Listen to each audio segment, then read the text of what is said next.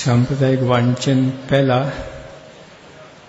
એ વિશે આપણે વાત કરીશું. એ પહેલાં થોડુંક જનરલ વાંચન વિશે વાત કરીએ કે બહારના જે મહાન પુરુષો સારું વાંચન માટે શું કહે છે એ વાત કરીએ. પહેલા સ્વામી વિવેકાનંદ સ્વામી કહે છે કે સારા પુસ્તકો વિનાનું ઘર સ્મશાન જેવું છે. સારા પુસ્તકો વિના ઘર સ્મશાન જેવું છે. આણંદમાં સ્મશાન છે ને, લાગે પાર્ક જેવું લાગે, ફરવા જેવું સ્થાન લાગે. એવા ઘણા શહેરોમાં ત્યાં આવું બધું હોય છે. સ્મશાન પણ લોકો ફરવા જાય સાંજે. તેમાં સારા મોટર બંગલાવાળા ઘર હોય, તમારે આમ 4-5 ગાડીઓ પડી હોય, બગીચા હોય, પાછો સ્વિમિંગ પુલ હોય, તો સારા પુસ્તકો ના હોય તો સ્મશાન એમ કે વિવેકાનંદ સ્વામી કહે છે. આપણે એ કહેતા. પછી અશ્લીલ પુસ્તકો વાંચવા ઝેર બરાબર છે. હા, તો ઝેર જ. ઝેર ખાવ શું થાય? આ પુસ્તકો જીવન બરબાદ કરે. અશ્લીલ પુસ્તકો જે અત્યારે મોટે ભાગે બધું 80% બધું વાંચન આવું જ હોય છે. અશ્લીલ બધું બીભત્સ ઝેર છે. કોણ કહે છે? ટોલ્સ્ટોય. જો આપણા કોઈ સંતની વાત નથી, તમને એમ લાગે તમારું સાચું. આ લોકો કહે છે કોનું સાચું? જરા જો ગામડાની હવા હોય ને અને શહેરની હવા એ કંઈ એમાં દુર્ગંધ ના મારે, તો કંઈ શહેરની હવા કંઈ કારું કારું ના હોય, લાગે તમને? પણ જ્યારે એનાલિસિસ કરે ને, પૃથ્થકરણ કરે, ત્યારે ખબર પડે કે શહેરની હવામાં carbon dioxide, sulphur dioxide, lead oxide, carbon monoxide બધા ઝેરી તત્વ છે. હા, જે તમને નુકસાન કરે, ફેફસા બરબાદ કરે. સિગરેટ પીએ અને ફેફસા બગડે, એમાં શહેરની હવા એવું કહે. એટલે મારે શું કહેવાનું છે કે આમ બહારથી ખબર ના પડે તમને, શહેરની અને ગામડાની સેવા સરખી જ લાગે. એમાં તો અશ્લીલ વાંચન છે ને, તમને બહુ ખ્યાલ ના આવે કે આ શું વાંધો છે. કાંઈ વાંધો નથી આવતો. જરા રિલેક્સ થાય માઇન્ડ. શું રિલેક્સ થાય? ભૂકા બોલાય. ઘોડો હોય ને, થાકેલો ઘોડે ચાબુક માઇન્ડ દોડે કે નહીં? બચારો દોડે, પણ નુકસાન કેટલું થાય ઘોડાને?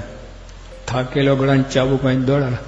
આ અશ્લીલ વાંચન વાંચીને તો આપણે મનના ભૂકા બોલાવીએ. તો આ ટોલ્સ્ટોય કહે છે, આપણા ઘરની વાત નથી. પછી સારા પુસ્તકો જેવું કોઈ કાંઈ મિત્ર નથી. લોંગ ફેલો કહે છે, સારા પુસ્તકો જેવું કોઈ કાંઈ મિત્ર નથી. લોકો વ્યસનને મિત્ર બનાવે. છેલ્લે શ્વાસ સુધી છોડે નહીં તમને. પાક્કો મિત્ર તમે. એને સારા પુસ્તકો એને મિત્ર બનાવો.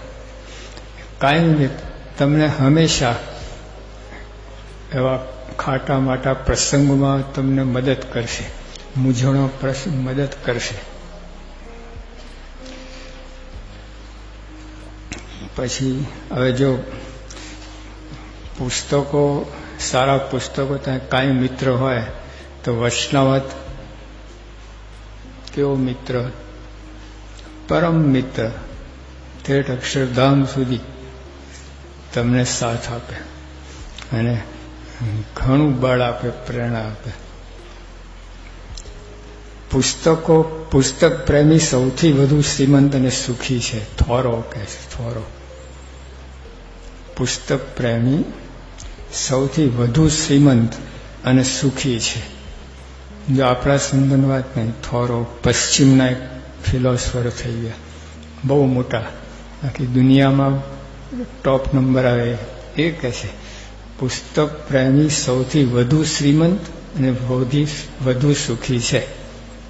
વિચાર કરો. આપણે એમ માનીએ કે પૈસાવાળા મોટર ગાડીવાળા હશે એના કરતાં ચડી જાય. સારા પુસ્તકો પ્રેમી હોય તો વૈષ્ણવ પ્રેમી કેવું જાણવું. પુસ્તક પ્રેમીને આટલી બધી આટલો તો મહિમા છે તો વૈષ્ણવ પ્રેમી ભગવાનને વાલો થઈ પડે. ભગવાન ભેટે ને પછી વિચારોના યુદ્ધમાં પુસ્તકો શસ્ત્રો છે. સિસિરો રોમન ચિંતક કહી ગયા. એટલે જો આપણે 100 વિચાર કરીએ ને દિવસમાં એમાં 98 વિચાર નકામા. ખરાબ નહીં હોય પણ નકામા તો ખરા, કોઈ કામના નહીં. હાવ ઘણા ખરાબ વિચારો આવે પણ ખરાબ વિચારો થોડાક તો 5-10 ગણો, પણ જે બીજા 70 વિચાર તો નકામા જ, કોઈ કામના નહીં થાય. ટાઈમ બગાડે તમારો, ભેજું બગાડે. તો એવા વખતે આ સારા પુસ્તકનું વાંચન કર્યું ને તો આપણું તમને ડાયવર્ટ કરે. ખોટે રસ્તે ચડ્યા, ખોટા વિચારો કરતા. આપણા વિચારો કેવા વાંકા ચૂકા, કટાઈ ગયેલા, ગંધાતા, આવા બધા વિચારો હોય છે. તો બધાને સારી ઓપ આપે ઉપર. તમને આમ વિચારો ફરી જાય, તમને આમ આખું સારા જીવન જીવવાની પ્રેરણા આપે. તમને મનમાં થાય કે મારે કંઈક કરી બતાવવું છે, એવું થાય. સારા પુસ્તક વાંચન આવું કરું. વિચાર યુદ્ધમાં પુસ્તકો શસ્ત્રો છે. શસ્ત્ર ઢાલ તલવાર બધું હોય છે. એમાં વિચારો સામે ઢાલ તલવાર શું છે? સારા પુસ્તકો. હા. પછી ગાંધીજી કહેતા કે પુસ્તકો મન માટે સાબુનું કાર્ય કરે છે. કપડાં ધોવા માટે સાબુ વાપરે ને, મનને ધોવું હોય, શરીરને સાફ કરવું હોય તો સાબુ, મનને સાફ કરવું હોય તો એક ગોટી સાબુ ખાઈ જવાની, એક જગ પાણી પી જવાનું, કોઈને કહેવાનું મને હલાય, ને મન સાફ, આપણે સાફ. ગાંધી કે સારા પુસ્તકો છે મનનું સાબુ છે. તો વૈષ્ણવ જીવનો સાબુ છે, જીવનું સાબુ. હા, જીવમાં કામ, ક્રોધ, લોભ બધા પડ્યા છે ને એને સાફ કરે વૈષ્ણવ. જે હવે આ બધી વાતો થઈ આપણે કે સારા પુસ્તકો વિના ઘર સ્મશાન જેવું છે, કાંઈ મિત્ર છે એના કોઈ શ્રીમંત નથી, કોઈ સુખી, આ બધી વાત કરી. પણ ક્યારે જે પુસ્તક બંધ જ રહે છે તે કેવળ કાગળના ઢગલા જેવું છે. આ બધા પુસ્તકો હોય પણ બંધ રહે તો દુકાનમાં શું ખોટા હતા? દુકાન પુસ્તકો હોય છે. તો ઘરમાં જો એ દશા હોય તો પછી આ ઉપરનો ફાયદો ના થાય. તમને વાંચવા જોઈએ. એટલે એક તો સારું વાંચન ટેવ પાડી તમે. હા, સારા પુસ્તકો. અને ઓલા તો અડવું જ નહીં તમારે. સંડાસને અડો તમે, એમાં અશ્લીલ પુસ્તકો છે એના એના જેવું, એવું ત્યાગ કરો. ખરેખર આ તમે આ શિબિરમાં આવ્યા છો, શ્વાસ નામની શિબિર છે, ખાસ આટલું તો લઈને ત્યાં જજો જ. સારું વાંચન વૈષ્ણવ ઓછું હતું વાંચશે એનો વાંધો નહીં, તો અડતા જ નહીં. હા, બધું ધોઈ નાખશે જીવન. પછી the man who doesn't read good books has no advantage over the man who cannot read. Mark Twain કહે છે આપણા હિન્દુસ્તાનના કેટલા અભણ છે, એટલે કે 70% અભણ છે. તો જે સારા પુસ્તકો વાંચતો નથી ને, જો પુસ્તકો નહીં, સારા પુસ્તકો નથી વાંચતો ને, એને અભણમાં કાંઈ ફેર નથી. આવું કહે માર્ક ટ્વેન. બે હરખા જ છે. ગામડામાં આપણે હસીએ છીએ ઘણી વાર અભણને જોઈને. તમે જ છો સારા પુસ્તકો વાંચન ટેવ ને, તમે અભણ જ છો. 3 વસ્તુ માણસને મહાન બનાવે છે. રામતીર્થ કહે છે 3 વસ્તુ માણસને મહાન બનાવે છે. એક તો સોબત, સારી સોબત, પુસ્તકો અને પ્રાર્થના. એટલે પુસ્તક મૂળ આપણે સમજવાની વાત છે કે પુસ્તકો દુઃખથી તારી જાતને દૂર લઈ જવી હોય તો સારા પુસ્તકોના સત્સંગની આદત કેળવવા માંડો. બ્રિટિશ લેખક સમરસેટ મોમ એ કહે છે તમારે આપણે લગભગ આખો દિવસમાં મોટે ભાગે તો માણસ દુઃખી જ હોય છે, મિઝરેબલ, ડિપ્રેશન ને ટેન્શન ને પ્રેશર ને ચિંતિત, આવું બધું હોય છે. તો એ બધા દૂર તમે ખસવું હોય સારા પુસ્તકો વાંચો, ઓટોમેટિક તમે આ બધાથી દૂર થઈ ગયા, વિચાર બદલાઈ ગયા. તમે વિચારધારા જે ખરાબ વિચારધારા છે એમાં બ્રેક વાગી અને આ આપણે ચડી ગયા આ વિચાર ઉપર. હવે આ સાંપ્રદાયિક વાંચન વિશે હવે આપણે આપણો વિષય શરૂ કરીએ. પણ જનરલ ટૂંકમાં વાંચનની ટેવ રાખીએ. અત્યારે હવે છે ને બહુ ઘટી ગયું છે, બહુ ટીવી ને આ ને તેને બધું એટલા બધા પ્રલોભનના સાધનો ઘૂસી ગયા છે ને, મારે ટાઈમ જ ક્યાં મળે સારો ના મળે. કયું પરિબળ તો કયું પરિબળ છે તમને બ્રેક વાગે છે ટાઈમ લ આ બધું વાંચવામાં, છાપવાને અશ્લીલ વાંચવામાં ટાઈમ પુષ્કળ મળે, આ બધામાં નહીં. તો જો કદાચ ઓલું વાંચતા હતા પણ આ શરૂ કરો, એક ચેનલ નાખો તમે સારા પુસ્તકોને, અને એમાં પછી ટેવ છે સાંપ્રદાયિક વાંચન ઉપર તો ફેર પડશે, દેખાશે તમને. એટલે પુસ્તકો છે ને, some books are to be tasted, એટલે ખાલી ચાખવા જેવું. Some books are to be swallowed, ઉતારી જવું. અને some books are to be chewed and digested, ચાવીને પછી પચાવવા જેવા.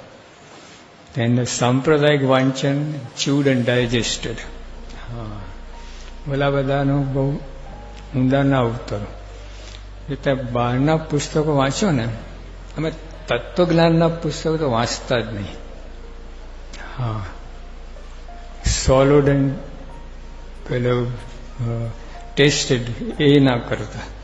તાત્વિક જે હોય ને એમાં બધા તમને અંદર જો ઘૂસી ગયું અવરું સવરું તો કાઢતા બહુ મુશ્કેલી થશે. અને એ જે લખનારા છે ને બધા ફિલોસોફી, કોઈ અનુભૂતિ નથી. જે બહારના તત્વજ્ઞાન કોઈ અનુભૂતિ નહીં, એમને ગપ ગોરા પોતાની કલ્પનાને લગાવી રાખે જે મનમાં આવે. એટલે વૈષ્ણવ ને આપણા સાંભળિક સાહિત્ય બધા અનુભૂતિવાર, અનુભવ કરેલા. હા, એટલે ઓલા પેલો બહારનું તમે વાંચો તો જ્યાં પ્રેરણા મળે, તમને સારી પ્રેરણા મળે, સારું કરવાનું મળે, દેશ સેવા કરવાનું, સેવા કરે, એવું એવા પુસ્તકો વાંચવા, એવા જીવન ચરિત્ર વાંચવા. પણ તત્વજ્ઞાન નહીં, એ તમે ભૂલા પડશો, બહુ મુશ્કેલી થશે. પછી આપણું વાંચન, પ્રમુખ સાંઈ શું કહે છે આપણા સાંપ્રદાયિક વાંચન માટે? જેટલું વાંચન તેટલો મહિમા વધે. એટલે આપણે તમે જો આ શિબિરમાં આવ્યા તો તમને કેટલો ખ્યાલ આવ્યો કે નહીં, આ સંપ્રદાય વિશે, આપણા બહારનું જગત વિશે બધું ભેદ તો ખ્યાલ તો આવે છે ને. ત્યાં સાંપ્રદાયિક વાંચન હોય તો મહિમા સમજાય તમને. પ્રમુખ સ્વામી કોણ છે, સંતો કેવા છે, હરિભક્તો કેવા કેવા છે, બધું ખ્યાલ આવે તો મહિમા વધે, તમે વધારે જોડાણ થાય સંપ્રદાય સાથે. પછી જેટલું વાંચન તેટલા વિચારની દિશા મળે. આજે લોકો વિચાર બેઠા બેઠા વિચાર કરી રાખે, દિશા નહીં, આમ જાય આમ જાય આમ જાય, ગમે આડેધડ વિચાર ચાલ્યા કરે. ભાઈ એક સોની ભગત હતા ને, સામે પેલો આખલો આવીને બેસે, એના શિંગડા ગોળ તમારા અડી જાય, એટલે વચ્ચે આમ રિંગ જેવું થાય. એને આની અંદર પગ નાખ્યા હોય તો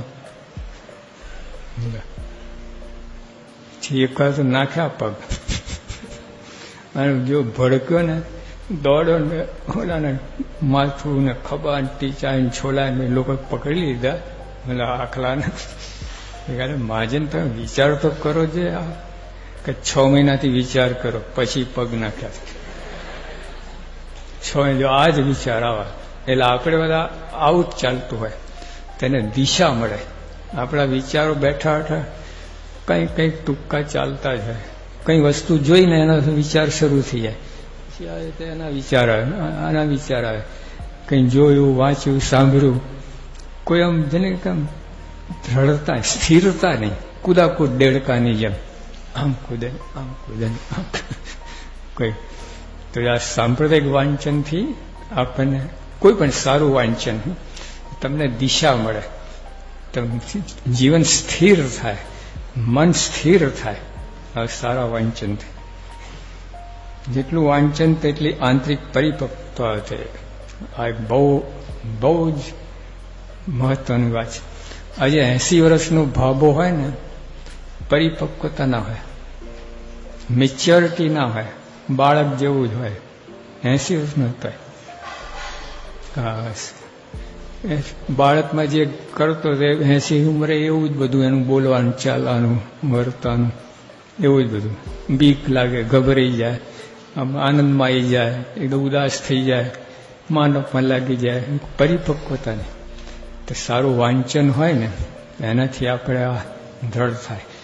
એમાં પરિપક્વતા માટે તો સાંપ્રદાયિક વાંચન જેવું કોઈ નહીં. અનુભૂતિ, બધું અનુભવવાળા બધા, કલ્પનાની વાત નહીં અંદર. પછી સ્વામી કે આપણી સાંપ્રદાયિક અસ્મિતા સત્સંગ ગ્રંથોના વાંચનથી જ વધશે.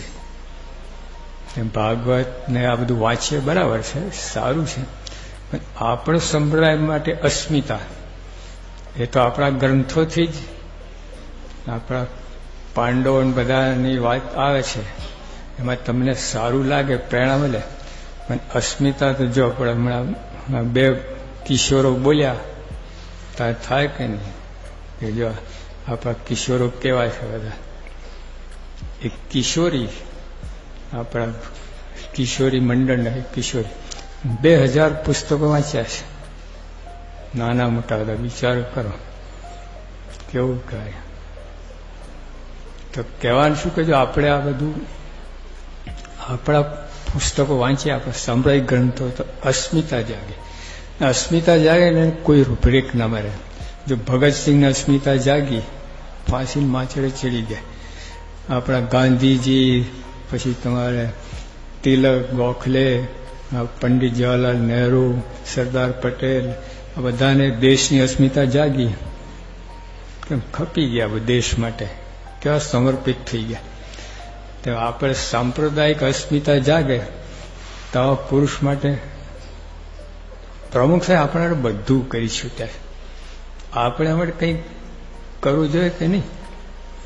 તો જે આ આપણે વાંચનથી આ બધું થાય. આપણને સાંપ્રદાયિક ગ્રંથોની મહાનતા, આપણા સાંપ્રદાયિક ગ્રંથોની મહાનતા. બધું મહાવીર વાણી 1000 વર્ષ પછી લિપિબદ્ધ થઈ. પહેલા પ્રિન્ટિંગ નહોતું, પહેલા હાથથી લખતા, પેલા કિત્તા ને એનાથી લખતા, સાઈમાં બોરીભાઈ. તો મહાવીર સ્વામી જૈનમાં થઈ ને, મહાવીર સ્વામી પણ 1000 વર્ષ પછી એમના જે શબ્દો હતા, એમનો ઉપદેશ કે બધું લિપિબદ્ધ થાય એટલે લખાણા 1000 વર્ષ પછી. ત્યાં તો કેટલું બધું અંદર મિક્સ થઈ ગયું હોય, સંભવ છે. જેને ઠીક લાગે એને ઉમેરતા જાય. એટલે પ્રમાણિક ના કહેવાય. આપણે 1000 વર્ષમાં તો કેટલું બધું થઈ જાય એને આગુ પાછું. પછી બુદ્ધના ધર્મ સંવાદો એ પણ 100 વર્ષ બાદ લખાયા. બુદ્ધના ધર્મ સંવાદો 100 વર્ષ બાદ લખાયા. એટલે એમાં બધું અંદર દખલ થઈ શકે. કુરાન મોહમ્મદ પૈગંબરના ગયા પછી 20 વર્ષ પછી એ સંગ્રહિત થયા. લખાયા તો પણ સંગ્રહિત થયા. લો, અને વૈષ્ણવત મારા હાજરીમાં જ શબ્દશ સંકલન, શબ્દશ ભગવાન બોલે ને લખાય. અને એમાંથી પછી એટલે એમાં કોઈ ફેરફાર નહીં. અને જે લખનારા હતા ને એકદમ પ્રમાણિક સાધકો હતા.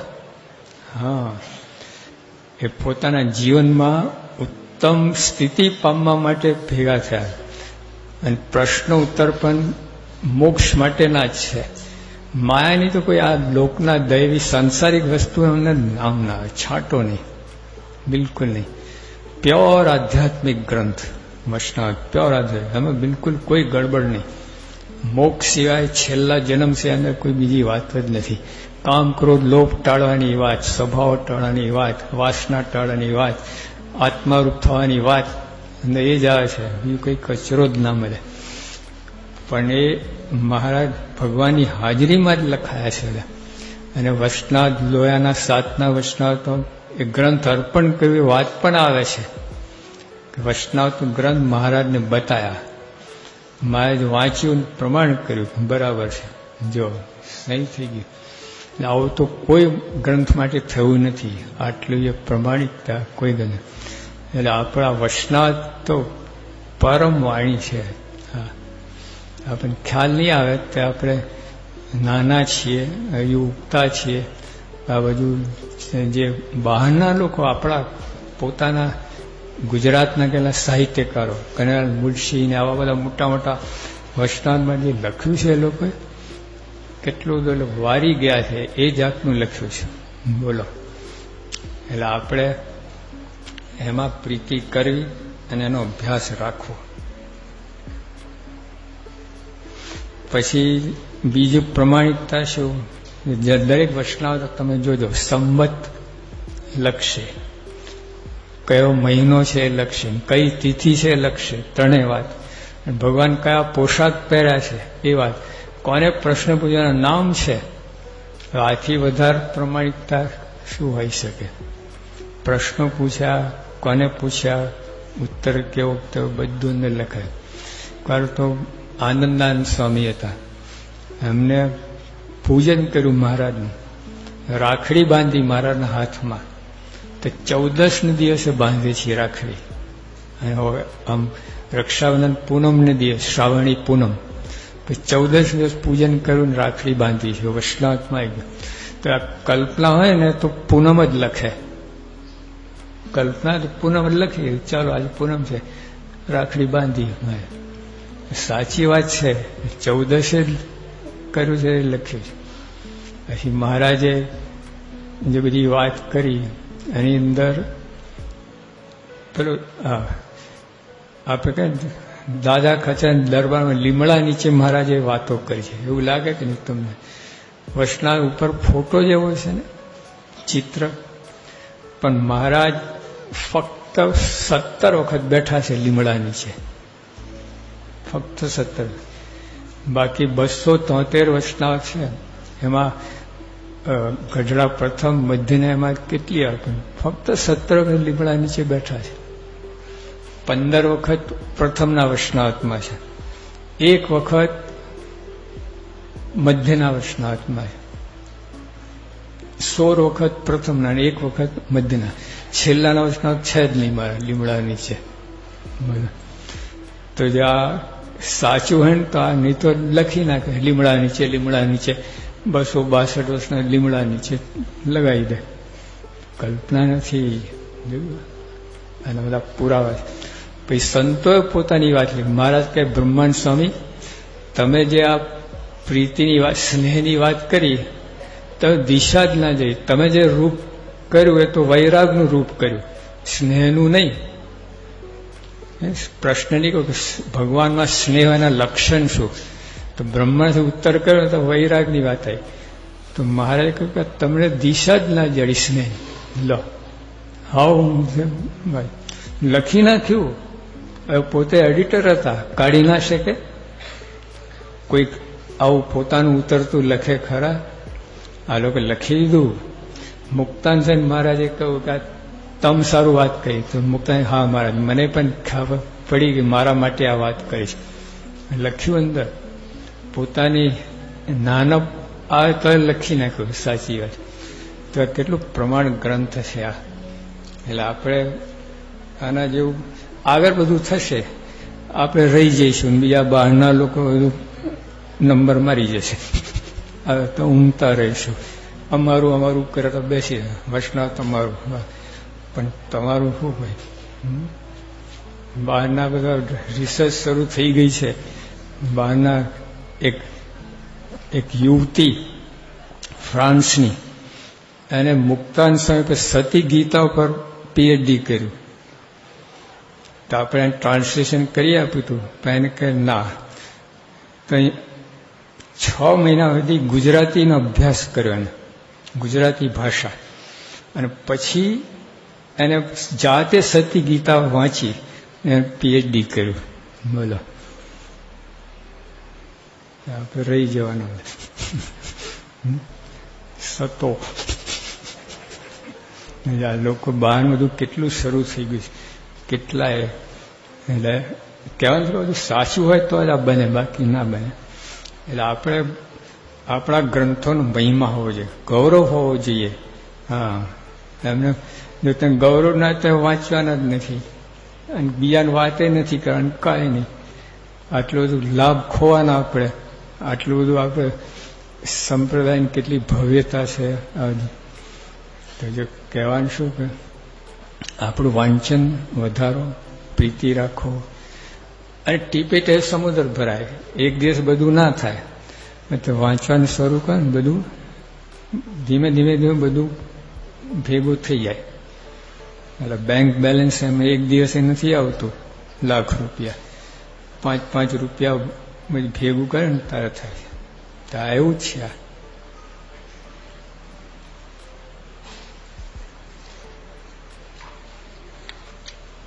સાંપ્રદાયિક વાંચનથી લાભ. વાંચન સમાધાન, શાંતિ મળે.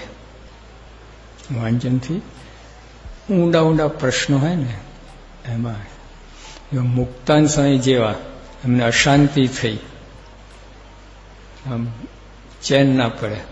મહારાજને વાત કરી, મહારાજ અશાંતિ રહે છે. આટલી મોટી સ્થિતિવાળા હતા.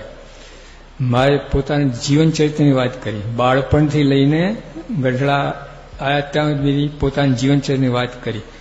વન વિચરણમાં ફર્યા બધું.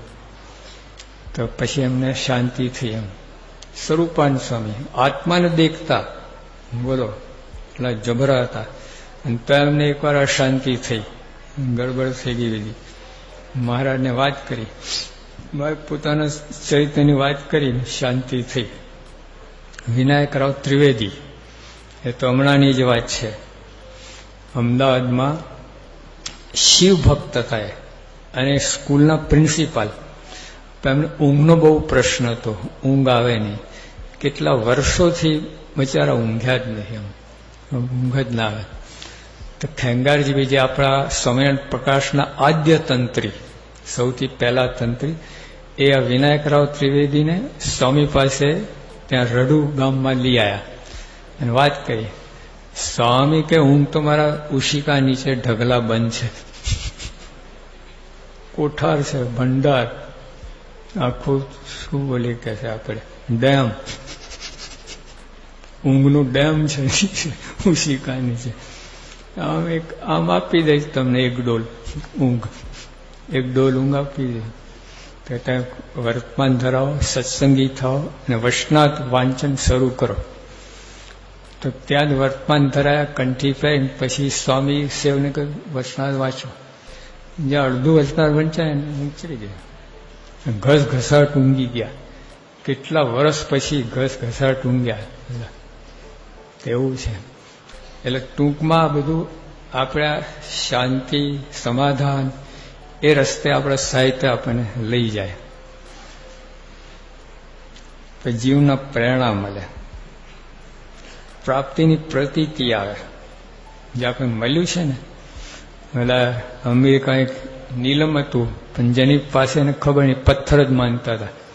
પછી એક ભાઈ એ જાણતા હતા, એટલે આ પેપર વેટ કંઈક વાપરે છે, આ તો તિજોરીની અંદર તિજોરીમાં રહેવું જોઈએ આ વસ્તુ, આ ઉપર બહાર ફરે છે. ઓલાએ કહ્યું કે પથ્થરો આપો છો? હા લઈ જાઓ, કે બગીચામાં ઘણા બીજા મૂકશો. આપી દીધું નીલમ. એટલે એક અઠવાડિયામાં સોદો કરીને $20 લાખ. ફરી 6 મહિના ફરી સોદો થયો, $60 લાખ, 24 કરોડ રૂપિયા.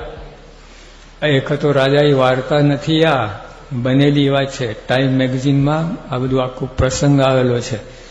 હજુ આ અમેરિકા દેશમાં બોલો આટલું અંધારું, પથ્થર, નીલમને પથ્થર માનનાર.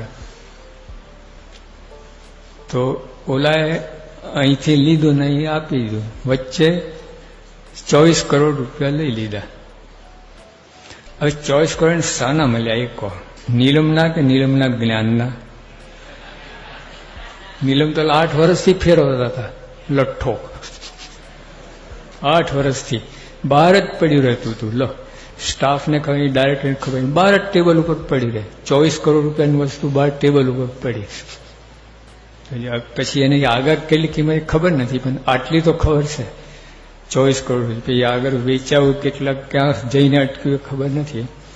તો જા તેમ આપણા પ્રમુખ સ્વામી મળ્યા છે, પણ આવું થાય, મનુષ્ય જેવા લાગે. હા, ગ્રંથો વાંચ્યા કરીએ, એમાંથી જ્ઞાન થાય, ઓળખાય, નોય મનુષ્ય. જેમ જેમ સત્સંગ કહે તો આપણું વાંચન છે ને ઘણું. જો બાપાના કેટલા પ્રસંગો આવે છે તમારે, એટલે સહેજાનંદમાં, પછી નીલકંઠમાં કિશોરો નીકળે છે, પછી આપણે સ્વામી વૈષ્ણવ, આપણે પ્રકાશમાં, બધામાં કેટલા પ્રસંગો આવે.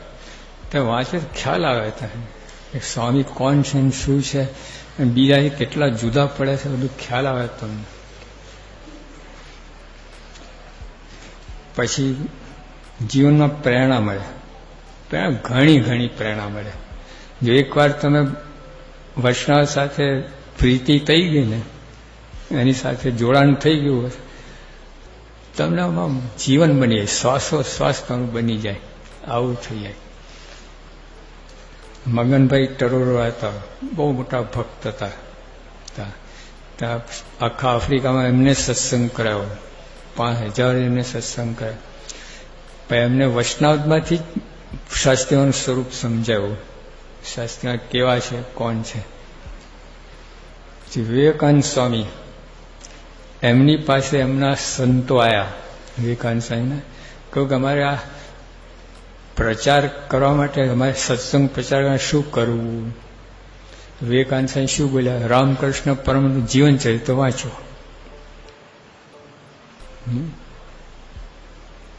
આપણે જીવન ચરિત્ર, આ મહારાજનું, ગુણાતન સ્વામી, ભગવજી, બધાનું જીવન ચરિત્ર વાંચીએ, બધી વાત આવી. ધર્મ, જ્ઞાન, વૈરાગ બધું અંદર આવી જાય, કંઈ બાકી ના રહે તમારે. એવું છે. પછી પ્રમુખ સ્વામી કહે છે કે યોગીમાં જીવન છે 100 વખત વાંચો ને તો ઓછું છે. યોગી આપણને જીવન છે 100 વખત વાંચો ને તો ઓછું છે. લાવી વાત છે. એ બાપા પોતે વાંચન માટે વાત કરે છે. ઓર્લેન્ડોમાં પ્રમુખ સ્વામી એમને પૂછવામાં આવ્યું કે એમને લેખિત આપવાનું હતું. તો પ્રશ્ન એવો હતો કે અમે જીવનમાં આગળ વધવા માટે કોઈ એક નિયમ આપો. અમે જીવનમાં આગળ કોઈ એક નિયમ, બહુ ને એક નિયમ આપો જેને કે અમે આગળ વધીએ. પ્રમુખ સાહેબ શું કહે છે, રોજ 15 થી 20 મિનિટ આપણું સાંપ્રદાયિક વાંચન વાંચ્યું. કઈ સરસ વાત. આ નિયમ આગળ વધવા માટે એમને તો આપણે ચાલીએ પણ આગળ વધવું હોય તો રોજ 15 થી 20 મિનિટ, વધારે નથી કહેતા કલાક, 2 કલાક, 5 કલાક, 15-20 મિનિટ ટીપે ટીપે. અને રોજ તને ખબર ના પડે, 15-20 મિનિટ તમે વાંચતા રહો ને, લગ્ન જરા ધ્યાન આપીને લગાવો તો આગળ વધાય. બાપાના શબ્દો. પછી જીવનમાં પછી વસંત પંચમી અટલાદરામાં તે કાર્યક્રમ મીટિંગ થઈ તે વખતે સ્વામી બાપા આ વાંચન માટે બોલ્યા હતા કે જીવનમાં વાંચવાની ટેવ પાડવી. પહેલાં તો સારું વાંચવાની ટેવ પાડવી, તો એમાં ધાર્મિક અને આધ્યાત્મિક દ્રઢતા વિશેષ થાય તેવા પુસ્તકો ગ્રંથો વાંચવા. પછી પુસ્તકો સારા વાંચવા પણ એમાં ધાર્મિક અને આધ્યાત્મિક દ્રઢતા વધે આપણી એવા પુસ્તકો વાંચવા. પછી પ્રેરણા મળે ને આધ્યાત્મિક પ્રગતિ થાય માટે વચનાવત વાતો અને જીવનચરિત્ર નિયમિત વાંચન કરવું. આપણે આધ્યાત્મિક બળ વધે. આપણે એના માટે આ કરવું. પછી આજ્ઞા નિયમ ધર્મની ગૌણતા ખંડન થાય કે ભંગ થાય તેવું ના વાંચવું. ત્યારે બધું બહાર એવું છે, મહાત્માઓ જ બધા બધું આડું અવડું ઝીકે રાખે. બ્રહ્મચર્યની જરૂર જ નથી એટલે આવું બોલે મોટા મહાત્માઓ, કથાકારો. ઊંધું છતું બાફે. એકાદશી શું જરૂર છે? ખોટા તમે ફરાળનું કેટલું ખર્ચ થાય ને આ થાય ને. એટલે બહારના બધા વાંચન બધું છે ને બધું, એટલે આવું બધું જે ખંડન થાય, નિયમ ધર્મ ગૌણ થાય, આપણા બધું એવું વાંચવું નહીં, તમારે સાંભળવું નહીં. આજ્ઞા નિયમ ધર્મની વાંચન એકાગ્રતાથી કરવું, સાથે પ્રાર્થના કરી. થોડુંક 15-20 મિનિટ જરા એક તાર થઈ જવું. જમવામાં કેવા એક તાર થઈ જાય છે, 15-20 મિનિટ જ હોય છે જમવાનું, બધા નહીં. પણ કોઈ બાજુવાર કોઈ બોલા પછી હા કહેતા એલા એ લાડુ ત્યાં મૂક. હમણાં 15 મિનિટ તો ઊભા થઈ જાય, રહી જાય છે. બધા પોતપોતાનું જમી લે છે, કોઈને માથા કરી નાખે. કરીને વાંચી લેવું. પછી સ્વામી લેનેશિયા હતા સાઉથ આફ્રિકામાં 2004ની સાલમાં સપ્ટેમ્બર મહિનો. તે સ્વામીએ પોતાની ટપાલ વાંચીને પૂરું કર્યું. જરા થોડાક નવરાશ મળી. સાંઈ તરત વાંચન માટે ગ્રંથ હોય કે કંઈ વાંચવાનું લાવો કે તા લોકો ખાનદેશનો ઇતિહાસ એ બધું આપ્યું. સ્વામી વાંચતા પહેલા શું કે મારો તો એવો સ્વભાવ, એક વખત પુસ્તક હાથમાં આવે તો પૂરું કર્યા ન છોડવું નહીં. કેવી લગ્ન આટલા મોટા એને કાંઈ જરૂર નથી એમને પણ કેવી લગ્ન કેવું આમ થાય. શાસ્ત્રીમાં જ બોલેલા, શાસ્ત્રીમાં અક્ષર પુરુષોત્તમનું જ્ઞાન આપણે દ્રઢ કરવું અને કરાવવું, તેનાથી બીજી કોઈ મોટી સેવા નથી. આ સેવા આપણે કરીએ ને પીરસવાની ને બધું સાફ બધું સારી છે, પણ આનાથી કોઈ મોટી સેવા નથી. અક્ષર પુરુષનું જ્ઞાન શીખવું આપણે અને બીજાને વાત કરવી, મિત્રોને, કોઈ મોટી સેવા નથી. આ સેવાની તક આપણને કરવાની મળી છે, ઉપાડવાની જરૂર છે. લઈ લો, મંડી પડો. આ રીતે સાંપ્રદાયિક વાંચન મહિમા. યોગી આપા હતા ને, ગોંડલ હતા, એક નાના પાર્ષદ હતા ઘનશ્યામ ભગત. તો આ ભગતજીમાં પુસ્તક બહાર પડ્યું ને તરત એમને બધું એક જ દિવસમાં 24 કલાકમાં આખું પુસ્તક વાંચી નાખ્યું. કઈ બોલાવો ભગતને, બોલાય 14 વર્ષના પાસે યોગીઓ દંડવટ કરવા લાગ્યા એમને. એ તો ભાગે ને, યોગીઓ દંડવટ કરે, તમે પ્રભુ સાહેબ દંડવટ કરે, શું ઉભા રહો મૂર્તિની જેમ, ભાગ્ય કે નહીં? મને કે સાહેબ મને પકડી રાખો. મને આને પકડવું કે બાપાને દંડવટ કરતા રોકા, શું કરું, કઈ આજ્ઞા પાડી? એટલા તો એક બીજા સંતાઈ ગયા, બાપાને ઉભા કર્યા દંડવટ કરવા. એટલા 3 દંડવટ તો ખેંચી કાઢ્યા યોગી બાપાએ. હા ના માં એટલે કેટલા બાપાને આવું કોઈ સાંપ્રદાયિક ગ્રંથો વાંચતા કરતા મોટા કેટલો રાજીપો, કેટલું હેત થાય આપણા ઉપર એમને.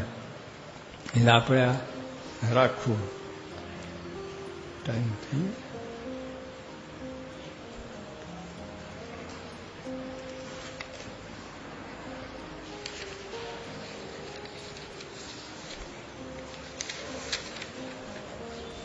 લોકની દ્રષ્ટિએ બહાર લેખકો કેવા કરે, બહારના લેખો વાતમાં શુરાપુરા, વર્તનમાં કુમળા, કાંઈ ઠેકાણું નહીં.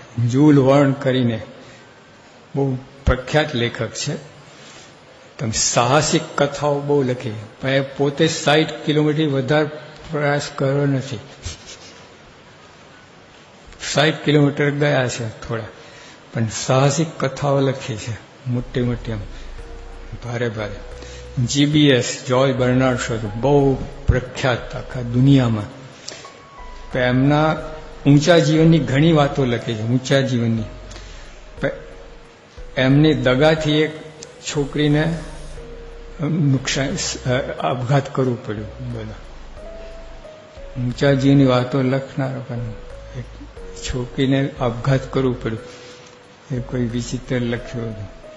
ચાર્લ્સ ડિકન્સ એવો નવલકથાકાર, બહુ સરસ લખ્યું. એને હજારો પ્રેમપત્રો લખ્યા છે.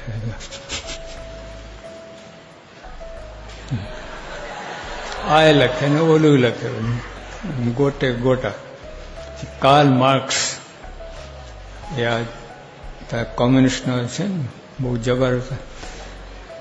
એને ગંદા પેલા જોક્સ લખવાની ટેવ, ગંદા જોક્સ બોલે સંભળાવે, તો હવે આવી ટેવ કેવું કહેવાય. આ લોકોને શું બરકત આવે, વાંચીએ તો આપણું ભેજું બગડે. સાદત મનો, એને એક દારૂની બોટલ આપે, એક વાર્તા લખે. આ લોકોને આપણે હું જ ધોરવાનું. આ નક્કર જીવનમાં વર્તન વાળા છે. હા, પરમહંસની વાણી વર્તનની તાવણીએ ચડીને આપતી. તાવણી હોય ને એના પર રોટલી શેકે ને, આ લોકો વર્તનની તાવણી ઉપર ચડીને આવતી આ વાણી. એટલે વર્તન વાળા હતા, પછી વાત કરતા, એમને વાત નતા કરતા. તો અહીં કોઈ વૈજ્ઞાનિક આવે, તમને 15 ગેરફાયદા બતાવે સિગરેટ પીવાના, પણ પોતે પીતો હોય તો તમને કેટલી અસર થાય બોલો? 15 ગેરફાયદા બતાવે સિગરેટ પીવાના, અને સાયન્ટિફિકલી પુરવાર કરી આપે, એક એક દાખલા દલીલ કરીને.